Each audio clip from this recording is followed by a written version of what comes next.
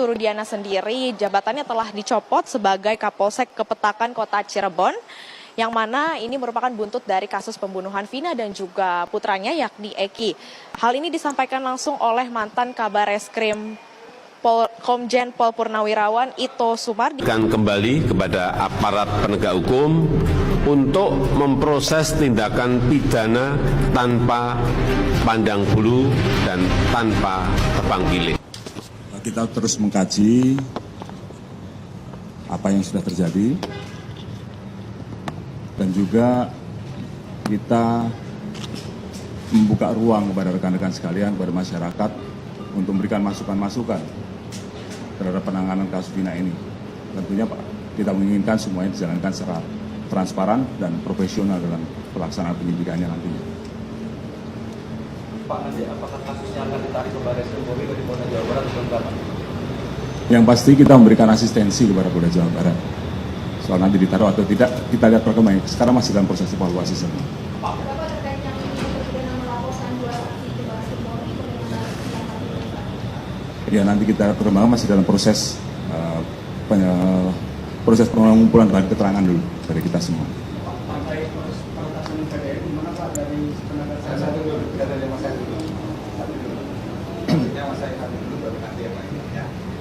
Pak, ini berarti sekarang itu penyidik ini akan nyari bukti baru untuk mentersangkakan Peggy Setiawan atau akan mencari Peggy Setiawan yang asli, Pak ya?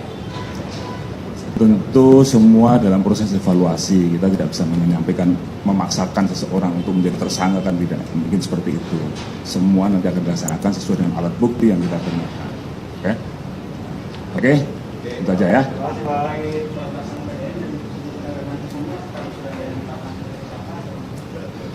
Semua, jadi gini Mas, dalam proses penegakan hukum itu kan tidak terus ujuk-ujuk. Semua melalui proses pendalaman. Ransomware itu bukan suatu hal yang mudah untuk ditangani. Beberapa waktu yang lalu, kemarin saya juga ketemu dengan teman-teman dari Australia, butuh waktu bertahun-tahun untuk bisa memecahkan ini masalahnya. Tetapi kita terus akan melakukan evaluasi dan juga untuk mengkaji ini semua, mudah-mudahan kita bisa menyelesaikan dalam waktu secepatnya. Ya teman-teman, tadi kita melihat ya statement dari kepolisian tentang kasus Vina ini ya. Semoga aja dalam dekat ini mereka telah mengumpulkan semua bukti-bukti dan pengkajian ya. Evaluasi itu membuahkan hasil dan semua akan terungkap ya dengan kasus ini teman-teman yang sudah lama banget, blunder banget, sudah lama banget kawan-kawan ya. Kita lihat atau stikan video sekalian. Ada berita terbaru pada hari ini, hari Senin tanggal 14 Oktober 2024. Kita bersyukur salah satu lembaga negara, Komisi Hak Asasi Manusia Republik Indonesia, memberikan statement pada hari ini bahwa terkait dengan kasus Vina dan Eki di Cirebon, khusus yang menyangkut 8 tersangka yang saat ini masih mendekam adalah 7 terpidana seumur hidup yang masih ada di dalam lapas. Hari ini mereka memberikan press release bahwa Komnas HAM sudah menyimpulkan, ya, mendapatkan hasil analisa mereka terdapat 3 pelanggaran, ya, 3 pelanggaran yang mereka sampaikan. Ya, yang pertama adalah menyangkut hak untuk mendapatkan perlindungan atau pendampingan ya hukum, ya itu tidak didapatkan oleh para tersangka, khususnya kepada 7 terpidana yang saat ini masih mendekam yang sudah divonis hukuman seumur hidup. Ya. Hak ini sebagaimana kita tahu bahwa di dalam praktik juga kami sudah munculkan bahwa ini menjadi hak dasar, bahwa itu adalah Miranda Rules, ya, di mana itu adalah hak dasar dari para tersangka ya untuk dapat dilindungi ya oleh penasihat hukum ya sebagaimana yang kami sampaikan. Kemudian yang kedua adalah hak yang dilanggar, hak asasi manusia yang dilanggar yang kedua adalah bahwa mereka dilanggar haknya untuk bebas dari penyiksaan. Ya, itu yang disampaikan oleh Komnas HAM ya. Di mana di dalam temuan ini Komnas HAM meyakini bahwa ada terjadi penyiksaan, ada terjadi penganiayaan terhadap para terpidana pada tahun 2016 yang lalu. Tentu ini pelanggaran yang serius. Yang kedua yang disampaikan oleh lembaga negara resmi ya, Komnas HAM ya. Yang ketiga adalah hak bebas dari tindakan penangkapan yang sewenang-wenang ya, yang sewenang-wenang yang dilakukan oleh aparat ya, dalam hal ini oleh Satreskrim Narkoba Polresta Cirebon pada tahun 2016 yang lalu. Dapat saya sampaikan bahwa hal ini sebenarnya adalah sudah selaras dengan temuan dari lembaga negara yang lain, yaitu Lembaga Perlindungan Saksi dan Korban ya, LPSK.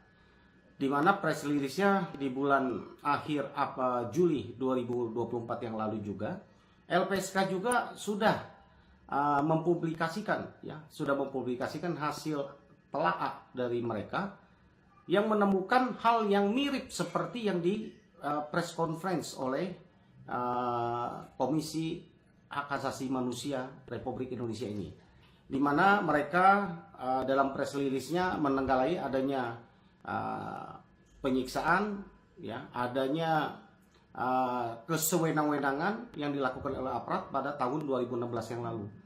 Saya berpikir bahwa selaku kuasa hukum dan penasihat hukum dari mereka bahwa ini adalah rekomendasi yang cukup serius untuk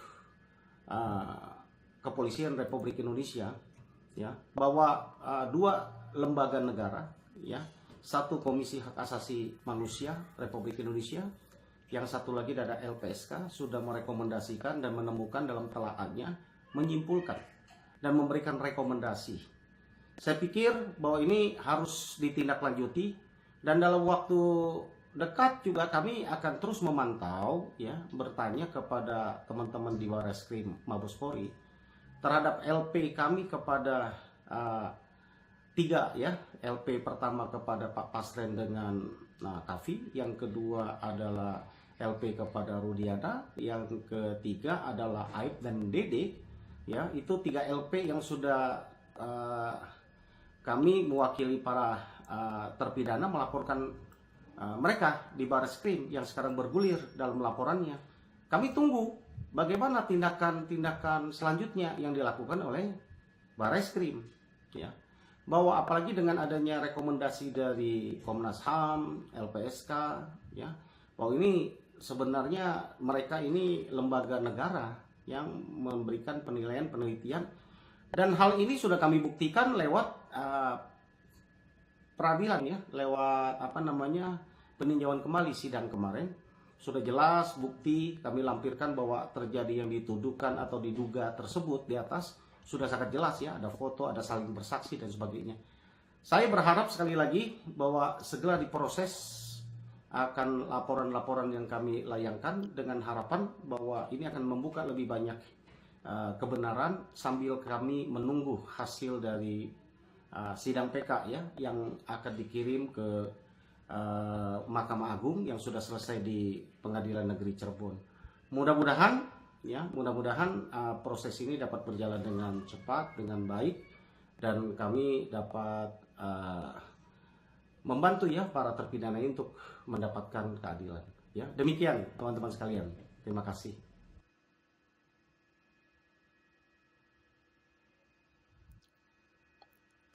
Ya teman-teman, semoga ya kita doakan saat ini yang terutama untuk 6 pidana ini yang masih dikam dalam penjara teman-teman. Semoga ya cepat dibebaskan ya, semoga membuahkan hasil dari tim Pradi dan Otopsi Puan ya, yang terus berjuang ya untuk memperjuangkan keadilan dan untuk mengeluarkan 6 pidana tersebut teman ya. Dan ini ya kita akan tunggu aja nih kelanjutannya seperti apa ya, kita akan nikmati prosesnya, apa aja yang akan keluar, bukti-bukti apa yang akan keluar untuk memperkuat ya agar 6 pidana ini bebas teman-teman. Jadi mungkin itu saja. Silakan cantumkan di kolom komentar apa tanggapanmu di dalam video ini.